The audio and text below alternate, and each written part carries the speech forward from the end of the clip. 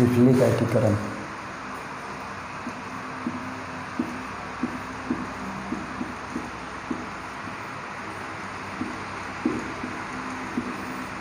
Italy का एकीकरण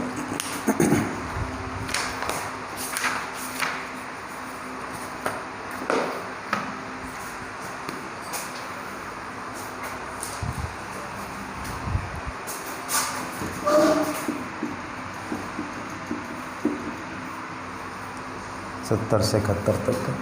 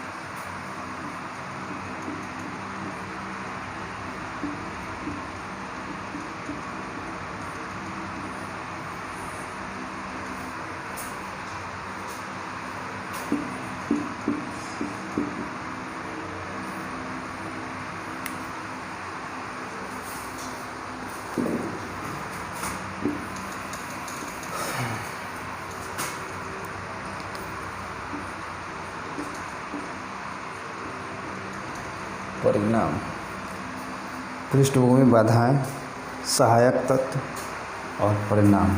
चरण परिणाम। सहायक तत्व कौन कौन से थे?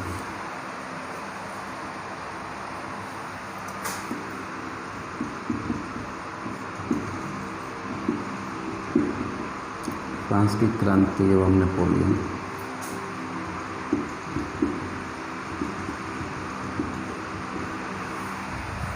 दूसरा, कार्बोनेरी संस्था।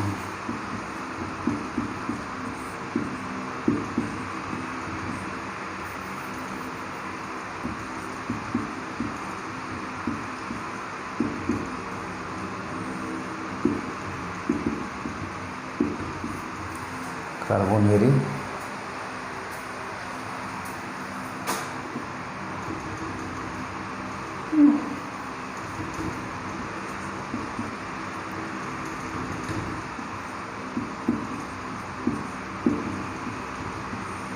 कार्बोनेरी संस्था।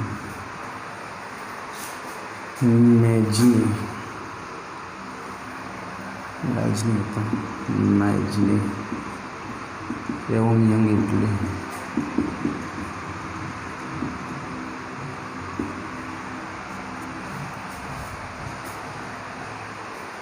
कोयला एवं लोहा।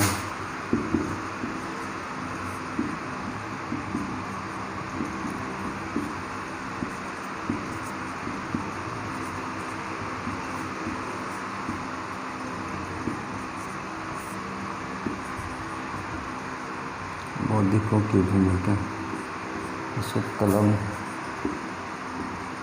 एवं स्याही कितनी।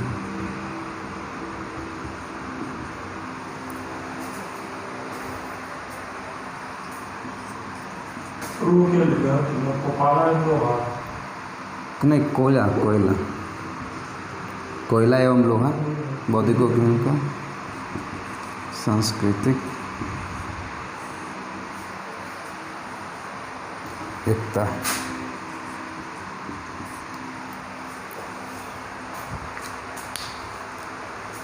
इटली के एकीकरण में पृष्ठभूमि, उसको बाधाएं, सहायक तत्व में फ्रांस की क्रांति एवं नेपोलियन, कार्बोनेरी संस्था, मैजनी एवं यंग इटली, कोयला एवं लोहा, बौद्धिकों की भूमिका जिसको कलम एंड स्याही कहते हैं, सांस्कृतिक एकता।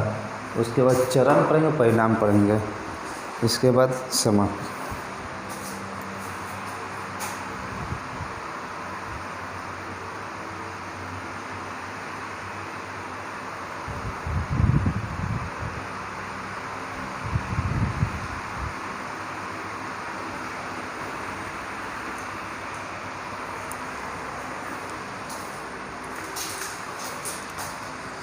ज़रा अब इटली का फिगर देखिए, इटली में कौन कौन देश कहाँ कहाँ है।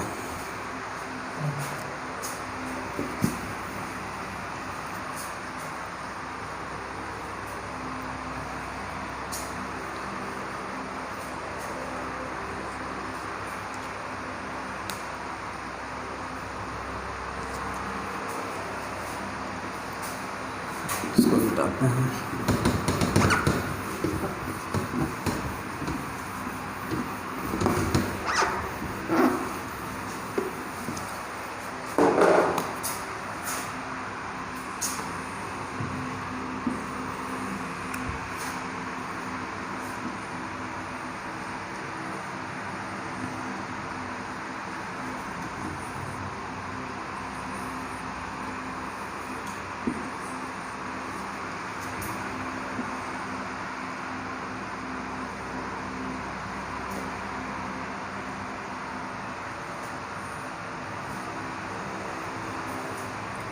ये निशा सेवाएं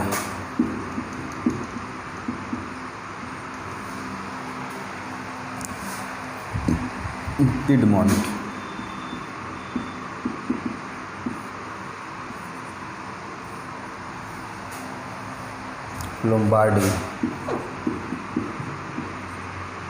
लोम्बार्डी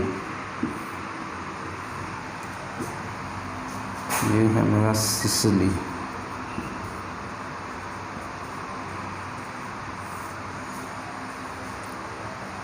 ये है वेनेसिया।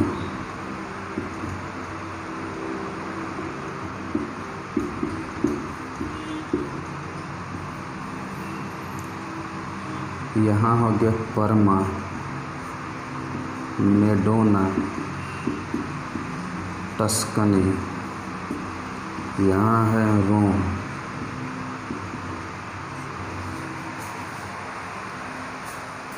यह है सार्डिनिया।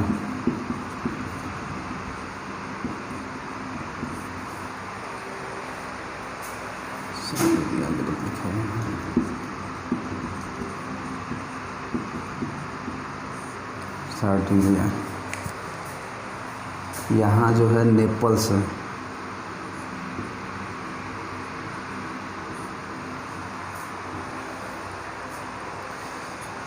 अब देखते हैं, ये हो गया इटली का मैप में। थोड़ा सा समझते हैं इटली का मानचित्र क्यों का है।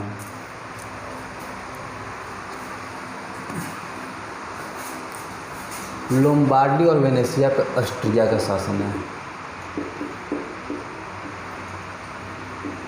ऑस्ट्रिया का शासन। और ये तीनों जगह ऑस्ट्रिया के संबंधी का शासन है।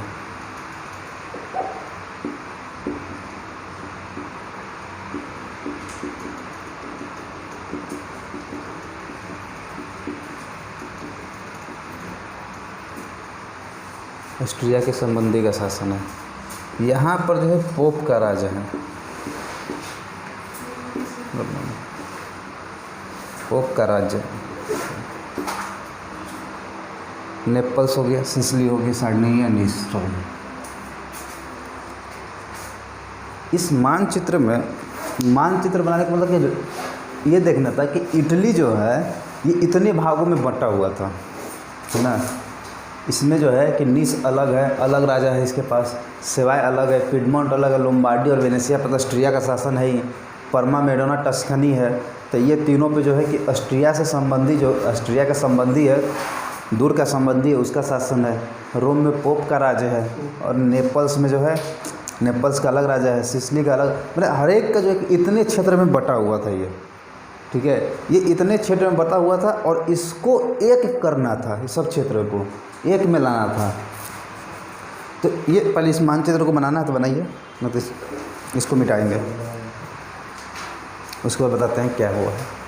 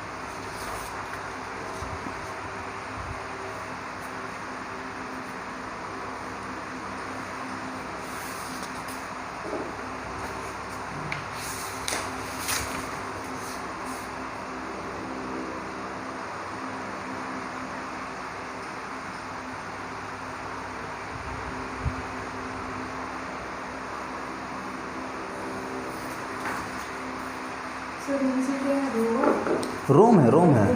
हाँ ये रोम है, ये रोम है।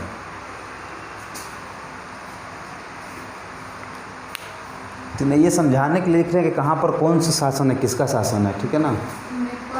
नेपल्स, ने प आधा ल स।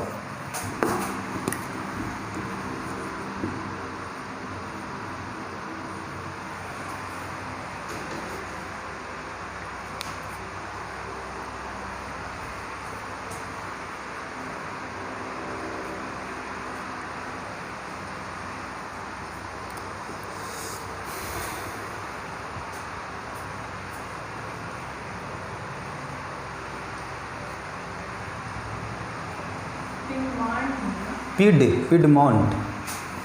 हाँ ट, पिडमॉन्ट।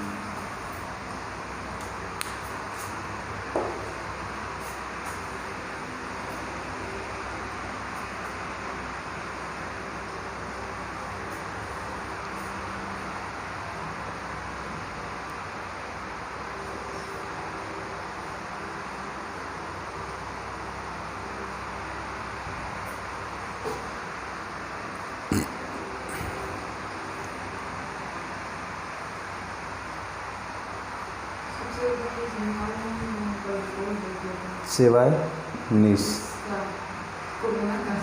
क्या सबसे ज़्यादा केस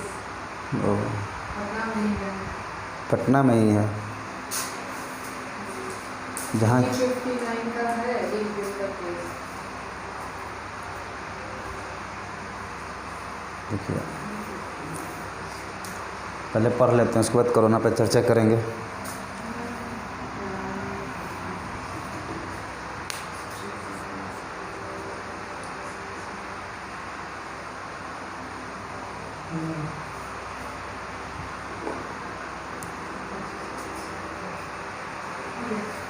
या देखिए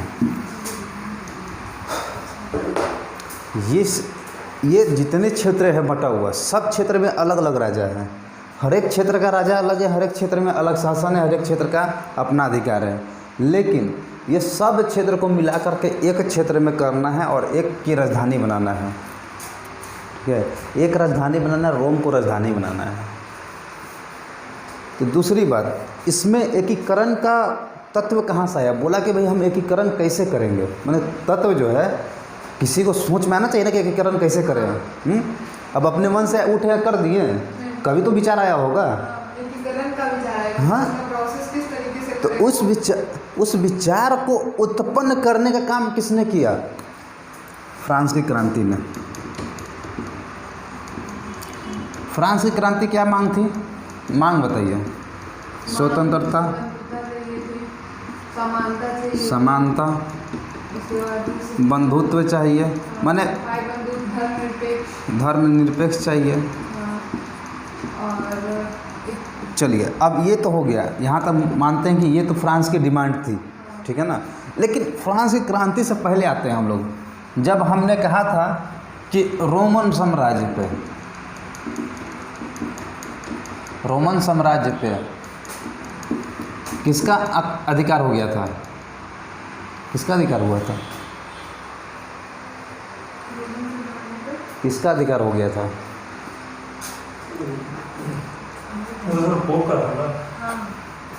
ऑटोमन साम्राज्य का अधिकार हो गया था।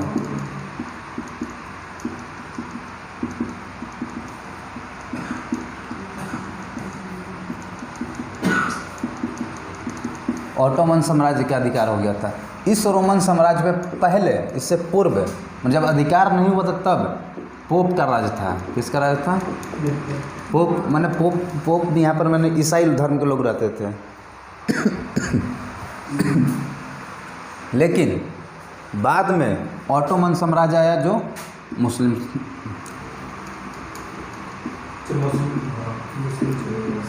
समुदाय के लोग थे, मैंने इस्लाम धर्म के अनुयायी थे।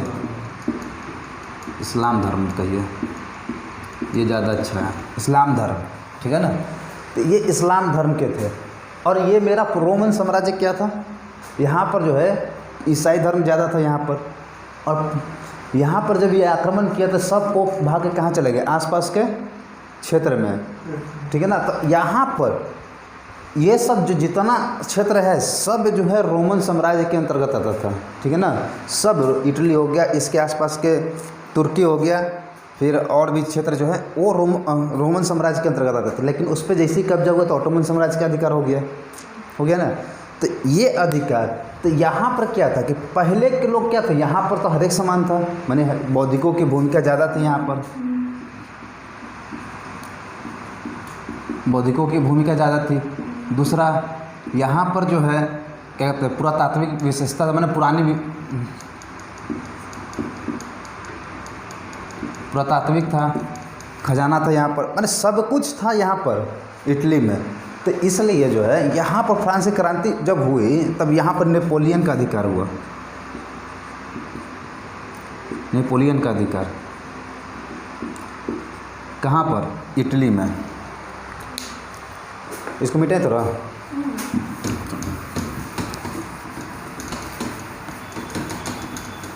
बताना था।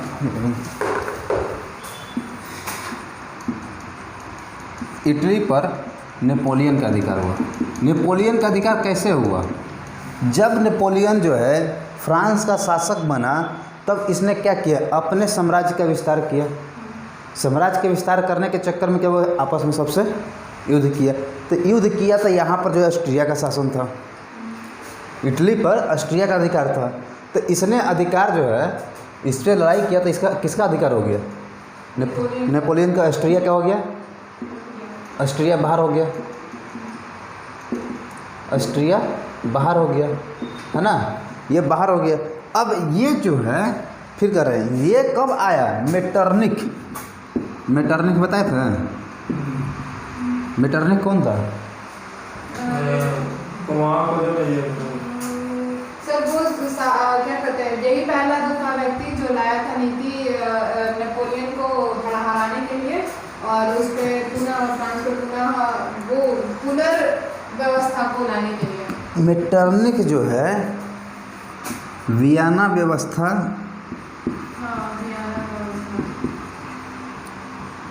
का संचालक था। मन वियना व्यवस्था यही लाया था कि मतलब डिफरेंट कंट्री इकट्ठा होकर तो ये तो ये वियना व्यवस्था, मेटरनिख जो है वियना व्यवस्था लाया था।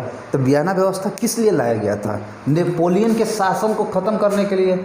जो बचा हुआ युद्ध में तक हार ही गया बेचारा, लेकिन जो और बचा हुआ उसको समाप्त करने के लिए। तो वियना व्यवस्था में कहा था कि इसके जो क्षेत्र हैं, नेपोलियन का जो क्षेत्र है वो आपस में बांट लिया जाए, बांट लिया जाए। तो इसने जब बांटा तब से फिर से क्या हो गया, इसका अधिकार, मैंने इस पे ऑस्ट्रिया का क्या हो गया, फिर से अधिकार आ गया। तो जिस क्षेत्र का अधिकार कौन सा, यहाँ पर कौन सा, लोम्बार्डी है और वेनेसिया, दोनों पे किसका अधिकार है? ऑस्ट्रिया का हो गया ना। तो ये दोनों क्षेत्र पे जो है वेनेसिया का अधिकार हो गया। अब इस अधिकार को लेकर के अब ये समझ में फिर देखिए, अब इसने यहाँ पर तो अधिकार हो गया दोबारा, लेकिन पहली बात क्या था कि नेपोलियन जब आया था इटली में, जब इटली में आया था तो इटली के जो भी तात्विक क्षेत्र था उस पर हस्तक्षेप कर दिया था। मैंने पुरातात्विक जो वहाँ का जो सामग्री था उसको उठा करके, रोम के जो सामग्री थे वो उठा करके अपने देश ले करके चला गया। तो इससे क्या हुआ कि इसके जो इटली के वासी हैं उनको चोट लगा। तो अगर मान के चलिए आप ही का घर के सामान जो है, जो आपको बहुत प्यारा है, और उसको हम उठा करके ले आए तो क्या होगा? आपको दुख होगा, गुस्सा आएगा। वही चीज़ इटली के वासियों में आ गया। अब इसने क्या किया, इनके अंतर्गत भावना जागृत हुआ। किसका? स्वतंत्रता का, राष्ट्रवाद का, राष्ट्रवाद भावना जागृत हुआ। इनके अंदर राष्ट्रवाद भावना जागृत हुआ। अब ये राष्ट्रवाद भावना इटली के अंदर जागृत हुआ तो भाई नेपोलियन तो काम किया ना राष्ट्रवाद जगाने का, काम तो नेपोलियन किया। अगर नेपोलियन ऐसा काम करता ही नहीं तो राष्ट्रवादी भावना जागता ही नहीं, ऑस्ट्रिया पर कब्जा इसी में हमेशा रह जाता, एकीकरण करता तो फिर नहीं बन पाता। लेकिन इसने राष्ट्रवादी भावना जगा दिया। तब इन लोगों ने क्या किया, विरोध करना शुरू किया। किसका? नेपोलियन का। नेपोलियन का विरोध कब किया था? जब उस समय जब नेपोलियन शासन किया था तब का जो महाद्वीपीय व्यवस्था चल लागू हुआ था उस समय का विरोध किया था। तो उस समय तो विरोध किया था भाई, नॉर्मल हो गया कि ऑस्ट्रिया फिर व्यवस्था लाया, फिर सबको क्या कर दिया, फिर से वही अपने अंदर ले लिया तो शांत हो गया। लेकिन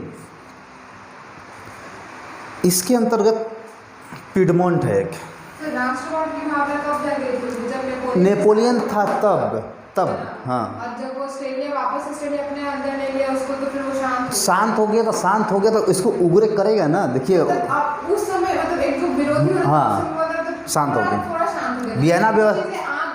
वियना व्यवस्था लागू हुआ और उसके बाद थोड़ा देर के लिए शांत हो गया। लेकिन कब लागू हुआ, अब किसके वजह से इसमें एकीकरण का भावना जागृत हुआ वो देखते हैं। देखिए किसके वजह से, वजह क्या बनता है, कोई किसी ना किसी भी कारण का कोई ना कोई वजह जरूर होता है, चाहे बाद का वजह बने चाहे आगे का वजह बने। ठीक है, इसको थोड़ा हटाते हैं।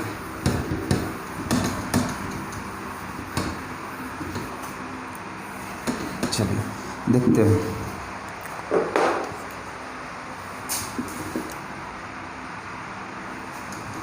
भावना जागृत कराने के लिए एक व्यक्ति का हाथ नहीं है, इसमें बौद्धिकों का भूमिका तो है ही है, साथ में और भी लोगों का भूमिका है। जैसे एक मेजनी नाम का व्यक्ति था, मेजनी नाम का व्यक्ति था। इसने कहा कि हम इटली का जो है एकीकरण, पहले देखते हैं एकीकरण किसके में होना चाहिए था। बात कौन उठाया?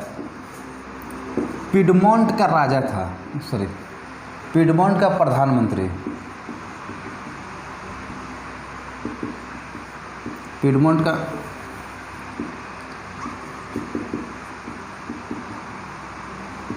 का प्रधानमंत्री काबूर था।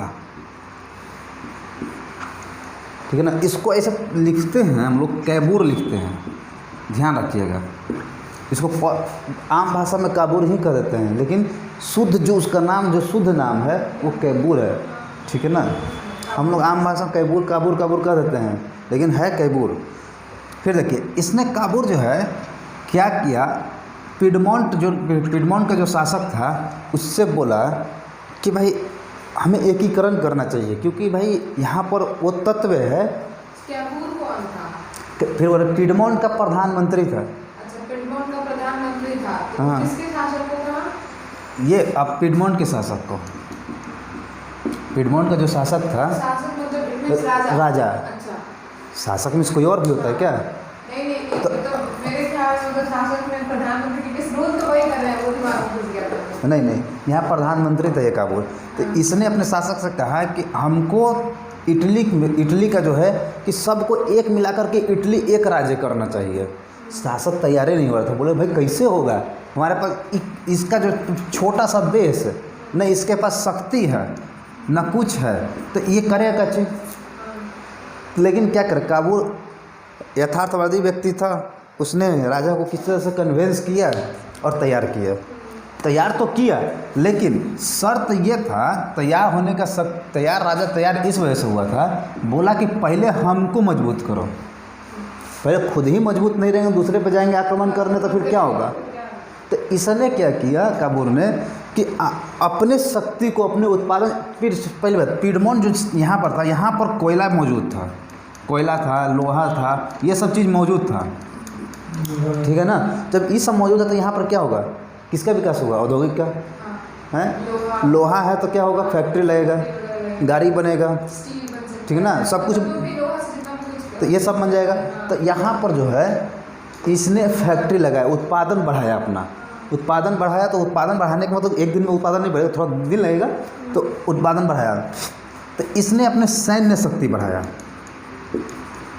लेकिन फिर भी सैन्य शक्ति कितना बढ़ा सकता है, जितना क्षमता रहेगा उतना ही ना करेगा।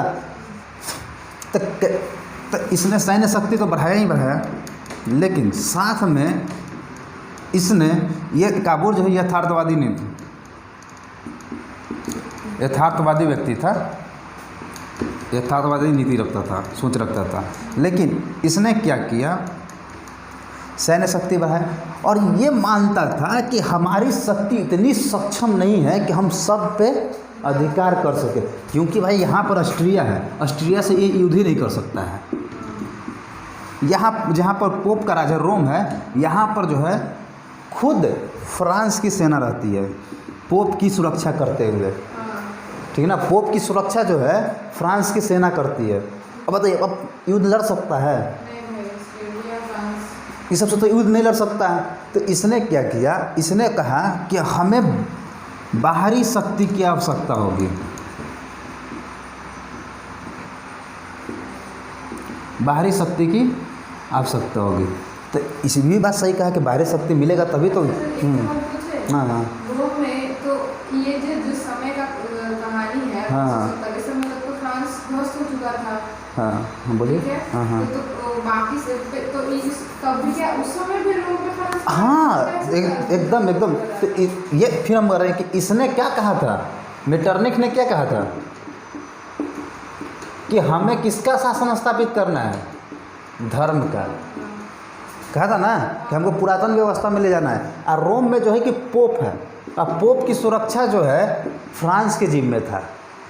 तो फ्रांस का तो अब नेपोलियन से बढ़ गया, लेकिन वहाँ पे कोई तो रहा, वहाँ भाई को बैठाया गया। फिर अगर हम फिर बोल रहे हैं कि रोम नेपोलियन हारा ना, कोई और तो नहीं ना हारा, किसी और को तो राजा लाया गया। जो पहले राजा लुईस 16 था उसके फैमिली को लाया गया, उसके फैमिली का नाम था नेपोलियन थर्ड, नेपोलियन थर्ड लाया, ठीक है ना। नेपोलियन थर्ड शासक बना, तो नेपोलियन थर्ड जो है किसकी सुरक्षा कर रहा था।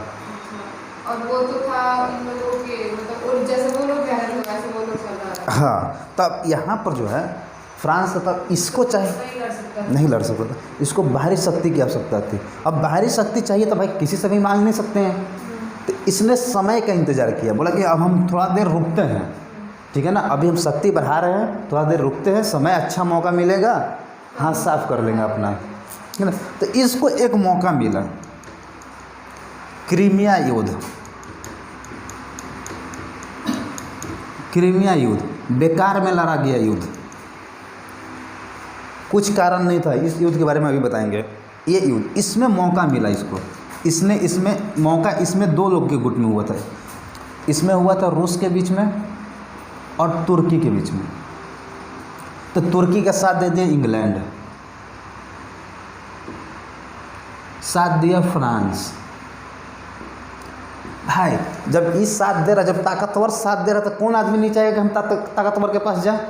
तो इसने साथ दे दिए जा करके, इसने जाके साथ दे दिया। अब इस युद्ध में जीत गया, ये हार गया, तो इसका सहयोग तो प्राप्त हो गया, है ना। लेकिन दूसरी चीज, एक यही तत्व नहीं है, एक तत्व, सेकंड तत्व ये भी है, लोगों को बीच में जो है राष्ट्रवादी भावना जागृत होना चाहिए कि नहीं, सभी जगह में, ठीक है ना। अगर मान के चलिए इटली जो है छोटा देश थोड़ी है, इटली में तो बहुत सारा देश में बटा हुआ था। अब मान के चलिए कि यहाँ पर जो है निस है, तो निस में भावना जागृत होना चाहिए कि नहीं होना चाहिए, राष्ट्रवादी भावना जागृत होना चाहिए। अगर नहीं जागृत होगा तो फिर तो एकीकरण में कोई मतलब ही नहीं बनता है। तो इसको भावना को जगाने का काम जो है, भावना को जगाने का काम जो है मेजनी ने कहा कि हम जो है इटली का एकीकरण जो है गणतंत्र के हिसाब से करेंगे। हाँ, तो ये गणतंत्र के हिसाब से कहा, हम गणतंत्र के सपोर्टर हैं, गणतंत्र के सपोर्ट हैं, हम गणतंत्र को सपोर्ट, मैंने गणतंत्र को हम मानते हैं। लेकिन इसी के साथ एक और था, मैंने इसके साथ एक और था, वो गैरीवाल्डी था, गैरीवाल्डी। ऐसे गैरीबाल्डी इसको नहीं कहते, इसको कहते हैं गैरीबाल्डी का गारीबाल्डी कहते हैं। हाँ, इसका एक्चुअली नेम गारीबाल्डी है, गारीबाल्डी है ये है। हम लोग गैरीबाल्डी कह देते हैं, जल्दीबाजी में जो है गैरीबाल्डी कह देते हैं। बाल्डी भी नहीं कहते, बाल्डी कहते हैं। नाम जो है कि हम भी नाम में थोड़ा कन्फ्यूजन है, नाम फिर हमको भी देखना पड़ा नाम का मतलब। गारीबाल्डी था, एक गैरीबाल्डी जो था, गैरीबाल्डी की भूमिका पढ़ेंगे। ये भी जो है गणतंत्र का सपोर्टर था, लेकिन ये भी गणतंत्र का समर्थन करता था। दूसरी चीज़ इसमें एक और है,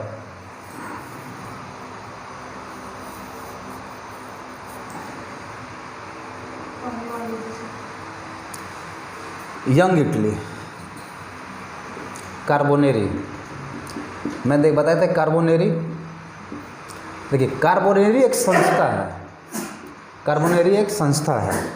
इसने क्या किया, ये मजदूरों का संस्था है, ये नहीं कि किसी और का, मजदूरों का, कोयला मजदूरों का है।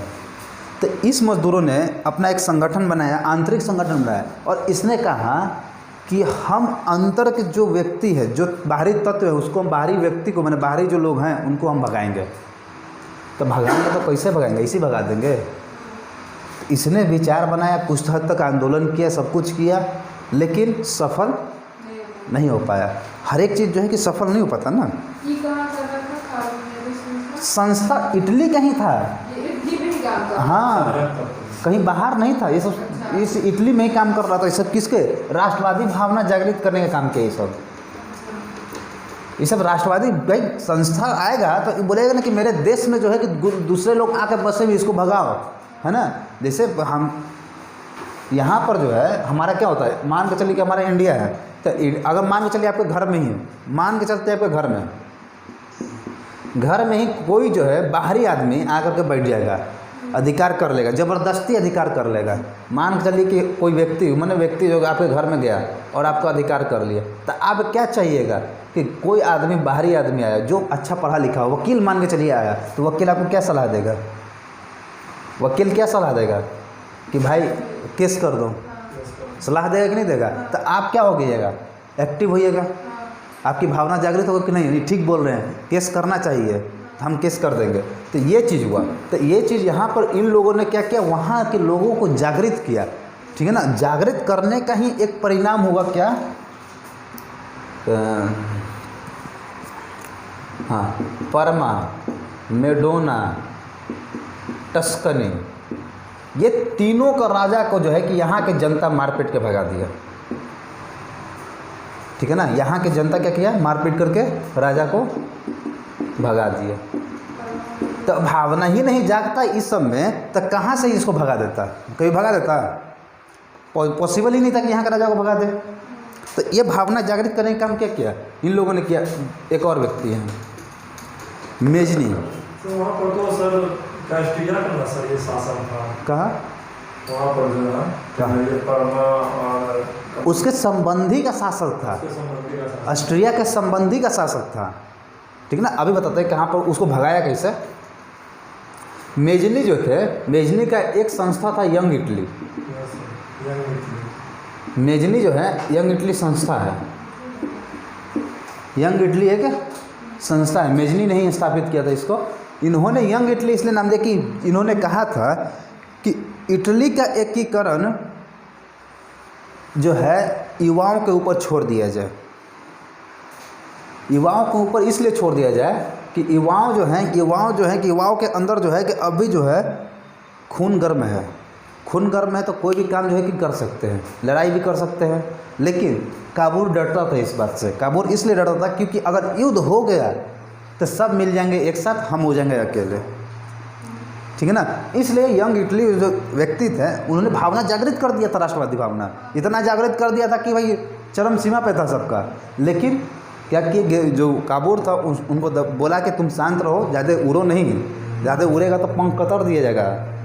तो क्योंकि भाई उनको चाहिए था एकीकरण पूरा। अब अगर इसका बात चलता तो कहता कि भाई एक के बार में हम सबको हटा देंगे, लेकिन इसको ताकत का तो पता नहीं, ऑस्ट्रिया की ताकत का। ऑस्ट्रिया जो है कि फ्रांस से संबंध कर लेगा तुरंत ही जाकर के, फ्रांस से संबंध कर लेगा, तब जहाँ था पीडमोंट वहीं पर पहुँच जाएगा, उसका भी क्षेत्र चला जाएगा बेवजह का, यहाँ पे जितना भी तो कोशिश करके आगे बढ़ रहा हूँ। वो भी ख़त्म हो जाएगा। तो इसने जो है उसको बोला कि भैया तुम शांत रहो, इसको तुम राष्ट्रवादी भागना ढेर जगा लिए, तुम अभी शांत रहो। तो इन्होंने शांत कर दिया काबूर ने इनको। अब शुरू होता है कार्यक्रम उनका। वो समय का इंतज़ार किए, क्रीमिया आ गया समय। अब क्रीमिया का युद्ध कैसे होता है तो अब उसको बता। कार्बोनी जो संस्था है वो संस्था का नाम है, उस हाँ, मंदिर का नाम ही है। नहीं, इस संस्था का ही नाम है बस। हाँ, ये कोयला मजदूर, सिर्फ कोयला मजदूर ही मिल के चला रहे थे। कोई मैंने एक होता ना कि अलग से आता है कोई व्यक्ति जो कि हाँ हम हैं नेता हैं, नहीं, कोयला मजदूर सब लोग मिल करके एक यूनियन बनाए, बोले कि हम इन लोगों को भगाएंगे बाहरी तत्वों को।